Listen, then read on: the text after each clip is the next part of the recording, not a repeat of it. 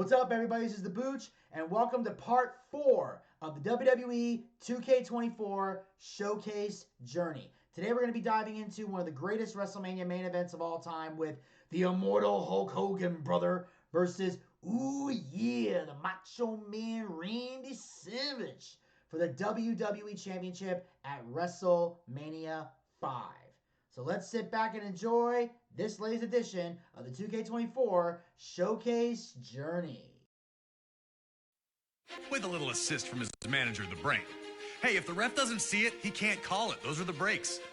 With the crowd buzzing from the monumental upset, it was time for WrestleMania 5 to deliver its main event. The Macho Man Randy Savage defending the WWE Championship against his former best friend and Mega Powers partner, Hulk Hogan. Yeah, the Macho Man Randy Savage. Dig it. He was one of a kind. He was intense. He was a great athlete. Everything about him was 100% perfect for sports entertainment and professional wrestling.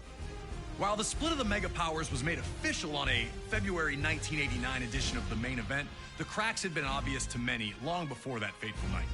Hogan and Savage's friendship had been beneficial to both, which was never more evident than the year prior at WrestleMania 4. On this evening, the vacant WWE Championship was to be decided in a 16-man, one-night tournament. In an absolutely brilliant display of athleticism and heart, the Macho Man would compete in 4 different matches to claim the championship. But it was in the final against the $1 Million Man Ted DiBiase that Savage would run into seemingly more trouble than he could handle. In DiBiase's corner was Andre the Giant. Throughout the match, Andre interjected, bringing Savage's offense to a halt, or distracting him for attacks by DiBiase. Eventually, Miss Elizabeth would run into the back, bringing Hogan out to restore some order. And Hogan's presence led to Savage's win with a perfectly timed chair shot that the ref didn't catch. Like I said before, those are the breaks. The Mega Powers would be locked in a heated rivalry with Andre and DiBiase, now known as the Mega Bucks, that culminated with their victory at the very first SummerSlam. Around this time, though, it appeared Randy Savage was jealous of the closeness between Hogan and Elizabeth. Some on commentary would mention it, but many were quick to dismiss that there was any tension between the two. Things got worse at the 1989 Royal Rumble when Hogan eliminated Savage, some claim accidentally, which infuriated the Macho Man. Everything came to a head at the main event 2 on February 3rd, 1989. The Mega Powers would compete in tag team action, looking to show the bond was still strong. After Miss Elizabeth was caught up in the action, Hogan would take her to the back for medical attention, leaving the Macho Man alone. Upon a post-match altercation in the locker room would make it official. The Mega Powers were dead, and a clash was inevitable. Soon after, Hogan would lay down the challenge for WrestleMania 5. In a final twist, Miss Elizabeth would side with neither man, insisting that she'd be ringside in a neutral corner instead, offering to help either if they needed it. We were able to sit down with Hulk Hogan to talk about the night the Mega Powers exploded. The lines were so blurry between reality and what we were trying to accomplish. He was madly in love with his wife, Elizabeth, for real. He was madly jealous for real. Leading up to it, when she was managing him or managing me, or couldn't depend on who she was going to manage, it made him crazy. I just didn't know what type of abuse I was in for, so it was a little nuts. He was there to go, and he pushed the gas pedal down really hard on me in that match. Once you became a Macho Man fan, that was the only thing you could think about. His look, just the way he carried himself. I had nothing but respect for him. It's always so great to hear from the legends themselves when it comes to these unforgettable WrestleMania moments and matches. Thanks again to Hulk Hogan for his time. Now, let's get you into the middle of an intensely heated WWE Championship match where the world would watch the Mega Powers explode.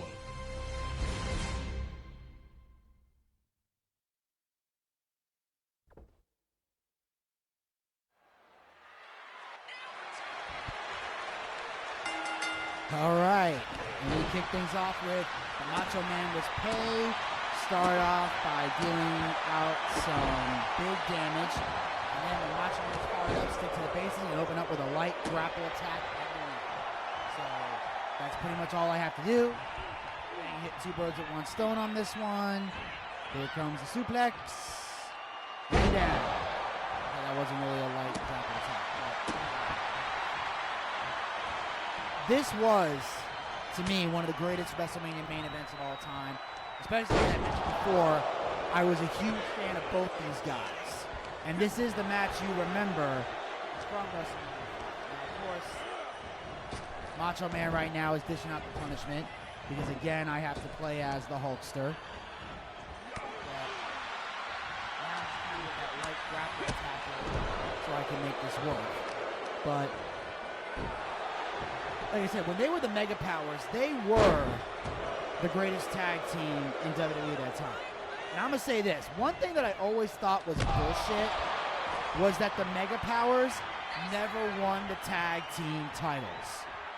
They should have been tag team champs in WWE, and they should have been tag team champs in WCW. I'm going to say this right now. The fact that Hulk Hogan has one tag team title reign to his record, and it's with Edge, is bullshit. Now, that's nothing against Edge. I don't have a problem with Edge. Although I will say Cope and AEW is not much Hogan came into this match Hogan had slowed things down, looking to restore some order. The Macho Man's actions sent a clear message that anything goes and anyone would be fair game. Yeah, so I'm saying, you know, I'm not a big fan of Cope and AEW. I don't think he's doing a damn thing. But no disrespect to Edge, but I felt like Hogan should have been a tag champ with the Macho Man. I really do. They should have been at least two-time champs. At least once in WWE, at least once in WCW. Because they were truly a legendary tag team that everyone loved. Now I gotta focus on Savage's head, maybe some damage on the face, whatever is bothering him, so now he'll get head damage. That's not really okay. Now try a grab combo, mixing up the strikes with the wrestling to throw Macho Man off his game. Yeah, that would definitely, since Hogan didn't do too much of that. And I don't mean that in a bad way. But yeah, this was a great match that, again, this is a money-making, money-drawing match with two of the absolute best of all time in the ring. Because, again, that's what WrestleMania is supposed to be about. A match that's going to draw money and sell tickets. That's why throughout the My Rise journey, you heard me talk so much shit about Jey Uso. Because that match, him and Gunther, was not selling tickets. WrestleMania was struggling to sell tickets. I don't know where the ticket sales are now, but I can guarantee you this. If the ticket sales have improved, it's because of one reason and one reason only, and that's John Cena turning heel. John Cena turning heel to face Cody Rhodes, that's going to sell tickets. I'm sorry, but Yeet is not selling the WrestleMania tickets. So there might be a lot of arenas out there going Yeet, but the WrestleMania tickets right now are saying no Yeet. And some people might go, well, it's inflation, the tickets are more expensive. Let me tell you something. WrestleMania has always been expensive. Don't bullshit yourself. WrestleMania tickets are expensive as shit. That's why you have to buy them well in advance. You got to save your money before the tickets go on sale. So that way you got the money to buy them in advance. So that way when the showtime rolls around, you'll have money there to actually spend on food and merch and the hotel or Airbnb, wherever you're going to stay. So I know Elvis talked about going to WrestleMania next year, and we might get an Airbnb when we're out there. So now we got a sleeper hold on Macho Man, which was kind of funny that they told us to put him in a sleeper hold, because I remember Hogan said that if he could change one thing about his career, he would use the sleeper hold as a finisher instead of the leg drop. Because like, I got 24-inch pythons, and yet I'm dropping a leg. I should have used the sleeper hold because he felt like that would have helped out his career in the long run, because he wouldn't have had to have so many back surgeries from dropping a leg. So that's one thing that he said. But I will say this, Hogan with the leg drop, it was iconic. And again, he knew how to do it and make it exciting for the crowd. That's why when he drops the leg, you don't kick out. You can kick out of anybody else's leg drop. But if you're kicking out of Hogan's leg drop, there's a reason. And it's going to be the right person for the right reasons. Now I got got to dish out more damage to the Macho Man and then do a big front-running attack in the ring to knock him off his feet while running at him.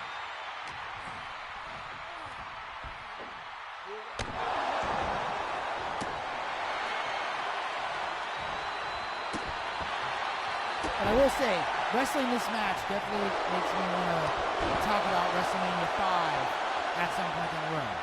Now, once you've got the Macho Man down, measure him up with 3 heavy ground attacks. All right. We'll make that happen, most definitely. But yeah, I am excited to talk about WrestleMania 5 at some point down the road. And I know I said yesterday WrestleMania 8 is the next one we're doing, so that will be the next one that we do. Rest assured.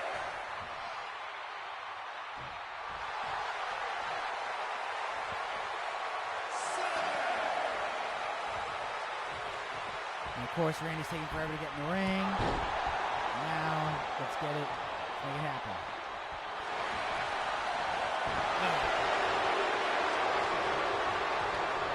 Damn, you got me on that one.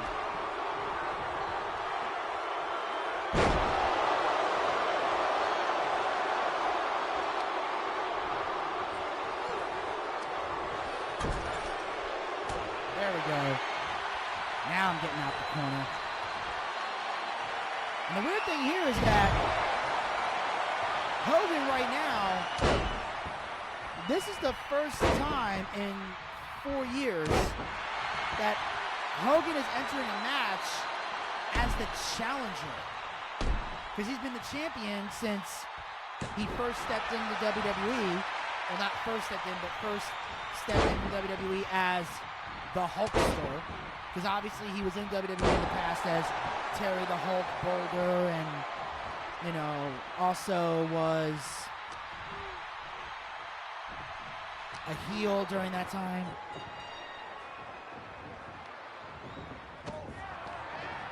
Flash of offense is extinguished as quickly as it started, and Randy Savage seemed to have Hogan on the brink of exhaustion in their mega power collision. And of course, as you can see throughout this entire show, all the weird, awkward editing that's happening here. This is not me doing the awkward editing. This was YouTube having to trim out stuff that would have caused a copyright strike to prevent this from being seen by all of you. So that's why there's awkward edits in this. It's strictly a copyright reason. I would not cut these out if given the opportunity. If I was allowed to keep them in, I would. We got away with it when Hogan fought Andre, but not in this particular case.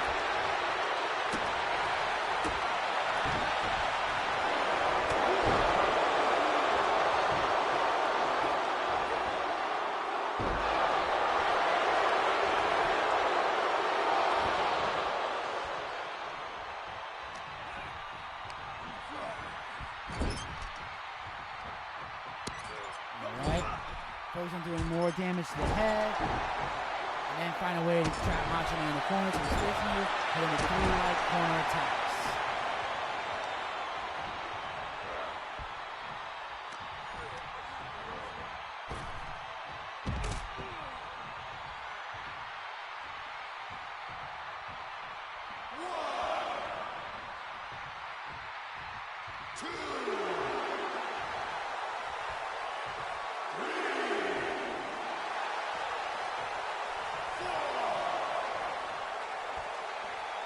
And of course, there's Elizabeth in the neutral corner, basically showing she's not siding with either person. And that was definitely a big factor in the storytelling, because there were times where Randy was hurt and Liz checked on him. There were times where Hogan was hurt and Liz checked on him. She was neutral throughout this entire match. She never once showed any favoritism because she cared about both men equally. Because she was married to Randy Savage, well, in real life, but in here she was just a valet. And then also she cared about Hogan because Hogan was a good friend. and she managed both of them. So she just wanted both these guys to be safe. She never wanted the Mega Powers to break up.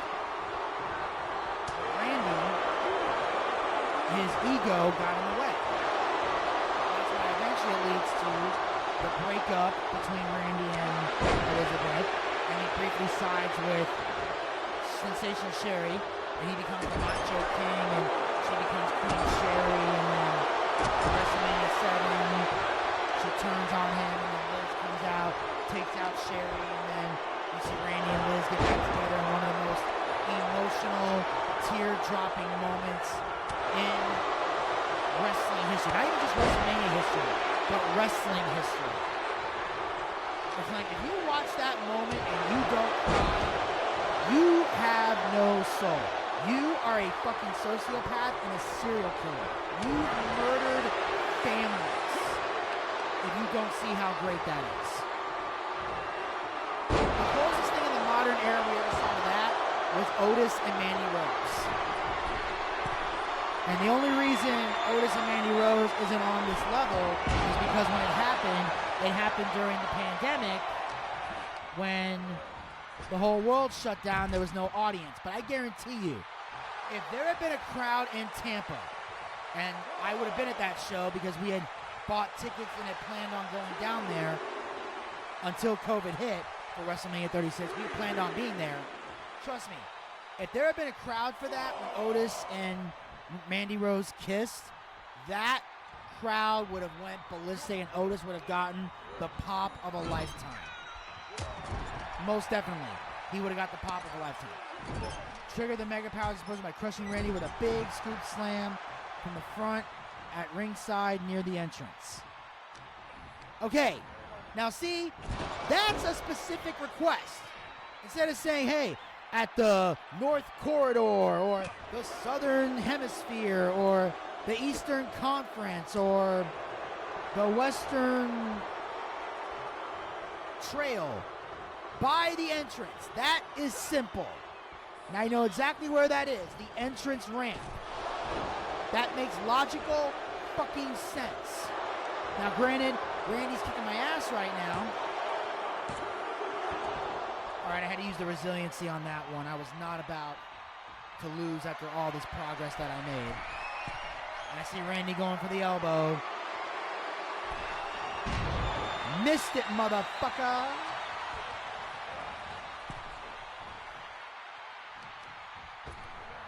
Oh yeah, now you don't want to go over the top rope. Well, fuck it. Wait, I don't remember Hogan stepping over the top rope. When the fuck did Hogan ever do that? I have never seen Hogan do that. In all the years that I've seen Hulk Hogan wrestle, and I have seen him wrestle a lot, that motherfucker never goes over the top rope. He always stepped through the middle. He never did it back in the day because when Andre the Giant was wrestling full time, he would never allow anyone else to step over the top rope. Nowadays, you see a lot of guys do it. Kevin Nash, Big Show. Okay, well, not today because they're not wrestling anymore, but you never step over the top rope because Andre did.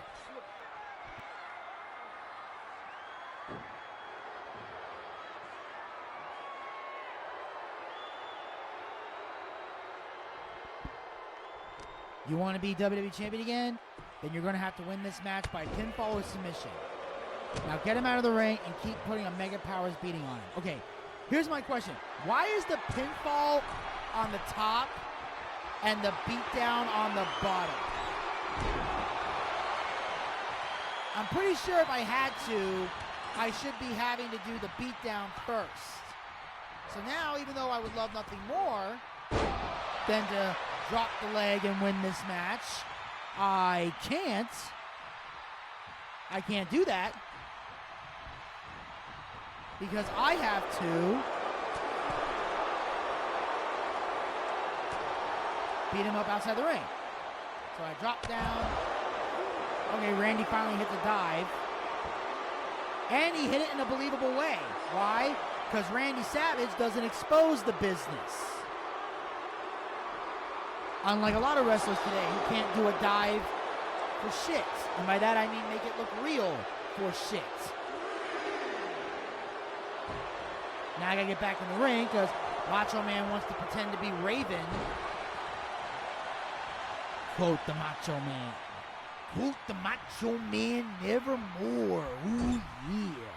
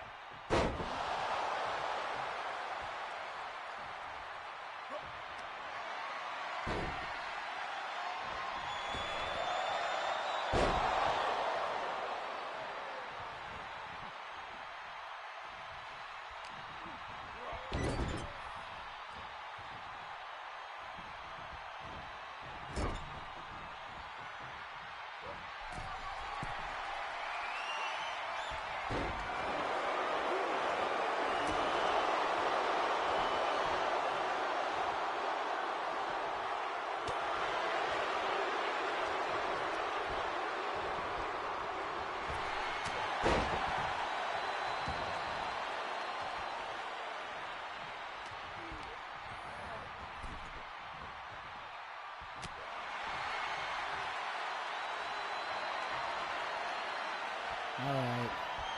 This is becoming difficult. So I'm dishing out this beating, but it doesn't mean anything because it's still in the ring. That's why this is taking so damn long. Alright, can he please go over the top rope and just fall? There we go. Get on the floor. There we go. There we go. Now, let's just get this beatdown thing up before the ref gets a count of 10. Come on. Ah, damn. Go, you run in the ring, you little shit. Get your bitch ass out here. Damn it, Randy. Be a man, Randy. Get out the ring and fight.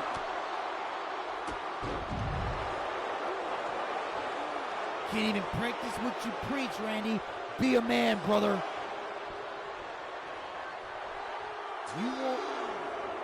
You won't get out the ring because you're a punk. Now I can just pin him. Now we're going to hit the finishing move. Down you go. He drops the leg. Here's the cover to win the title. Son of a bitch.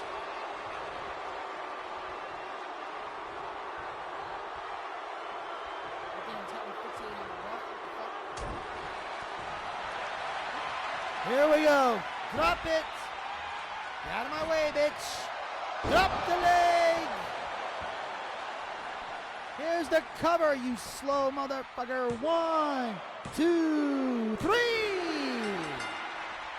Here is your winner and the new. Here is your winner and the new WWE Champion, the Immortal Hogan. Yes, the Hulkster wins for the second time in his career the WWE Championship. He emerges victorious over the Macho Man, Randy Savage, and that is another great moment in wrestling as he's posing for the crowd, doing what he does best, and the audience loves it. Yeah, I know there's marks on the internet going, look at him just posing right there. Well, I'm sorry. That crowd loved it because they loved the babyface, the hero, the real American brother, Hulk Hogan. And there he is, giving the crowd what they want as he celebrates his second run as the WWE Champion. Look at that. Just making it feel good, doesn't it? Just making it feel good. It's exciting, it's fun, it's badass. And of course, ladies and gentlemen, this is a major part of the showcase mode. And that will wrap everything up here. As you see, I got the objectives figured out. So make sure you follow us on all of our podcast platforms. Links are down in the description box below. Follow us on our social media platforms. Links down in the description box below. And of course, as always, hit the subscribe button and ring that bell to be notified so you never miss another episode of the WWE 2K24 Showcase, as well as other additional Boochcast YouTube content. We'll talk to you guys next time. Until then, pizza, baby!